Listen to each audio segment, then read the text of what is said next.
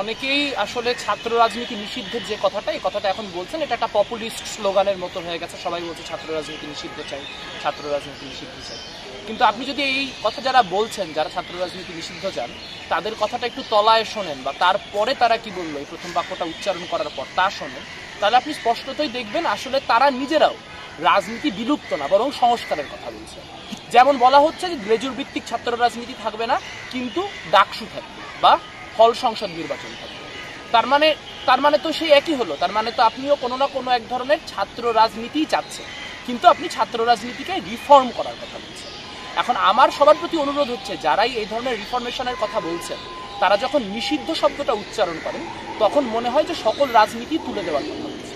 কিন্তু আমরা বাস্তবে জানি যে রাজনীতি কোনো না কোনো ফর্মে লাগবে।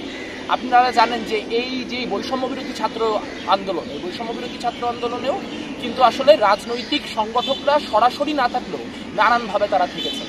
আপনারা জানেন নাহিদ, আসিফ বা এই বৈষম্য বিরোধী ছাত্র আন্দোলনের যারা সমন্বয়ক, তাদের একটা বড় অংশ গণতান্ত্রিক ছাত্র শক্তির সাথে সংশ্লিষ্ট। আপনারা উমামা ফাতেমাকে চেনেন, ছাত্র ফেডারেশনের সাথে সংশ্লিষ্ট। আপনারা নাজিফা জান্নাতকে চেনেন, ছাত্র ইউনিয়নের সাথে সংশ্লিষ্ট।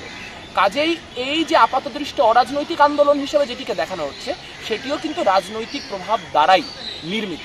এবং সেখান থেকে আমরা পিছন থেকে অনেক ছাত্র সংগঠনই, প্রায় সব বিরোধী ছাত্র সংগঠনই নিজেদের মতো করে ভূমিকা রাখার চেষ্টা করেছে। এখন প্রশ্ন হচ্ছে, আমরা কি গেস্ট রুম চাই? না। আমরা কি গণরুম চাই? না। আমরা কি ক্যাম্পাসে ফাউ খাওয়া চাই? না। আমরা কি চাঁদাবাজি চাই? না। কিন্তু এইগুলিকে দূর করার অন্য মেকানিজমও থাকতে পারে।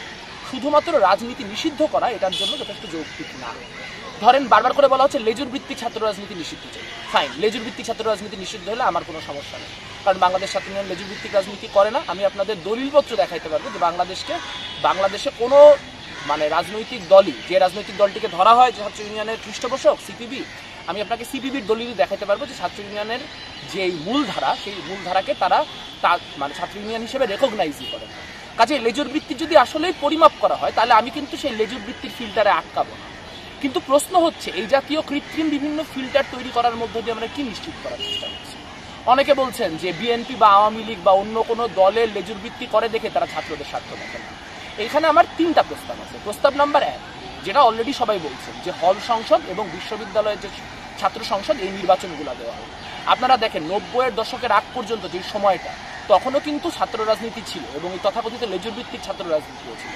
কিন্তু তখন যেই লোকটা ছাত্র দলের নেতা ছিলেন বা ছাত্রলীগের নেতা ছিলেন, তার চিন্তা করতে হতো, আমি যদি ছাত্র বান্ধব অবস্থান না নেই, তাহলে পরের বারের যে ডাকসু নির্বাচন বা জাকসু নির্বাচন, সেই নির্বাচনে আমি জিততে পারবো না। কাজেই এইটার যে চেক অ্যান্ড ব্যালেন্স, এই চেক অ্যান্ড ব্যালেন্স ছাত্র সংসদ নির্বাচন নিজেই করতে পারে। আরেকটি সংকট যেটা, সেই সংকটটি হচ্ছে হল দখলের সংকট। এটিও কিন্তু আসলে ছাত্র রাজনীতি নিষিদ্ধ করার প্রয়োজন নেই ঠেকানোর জন্য। কারণ বিশ্ববিদ্যালয়ের অথরিটিগুলোতে যদি আমরা এমন মানুষ আনতে পারি যাদের আদর্শ যাই হোক, তারা অন্যায়ের সাথে আপোষ করে না, এরকম মানুষ থাকলে অটোমেটিক্যালি হলগুলোতে কোনো রাজনৈতিক ছাত্র সংগঠনের হাতে সিট বন্টনের দায়িত্ব যাবে না। একই সঙ্গে 90-এর যে বন্দোবস্ত ছিল যে প্রত্যেকটা রাজনৈতিক সংগঠনকে তার যে কর্মী বাহিনী, তার অনুপাতে হলে কিছু সিট দেওয়া হবে, সেই বন্দোবস্ত আমরা বাতিল চাচ্ছি। আমাদের ছাত্ররা যারা রাজনীতি করবে, তারা বৈধ সিটে বৈধভাবে অন্য সংগঠনের বা নির্দলীয় ছাত্রদের সাথেই রুমে থাকবে, কোনো হল বা ব্লকের প্রয়োজন।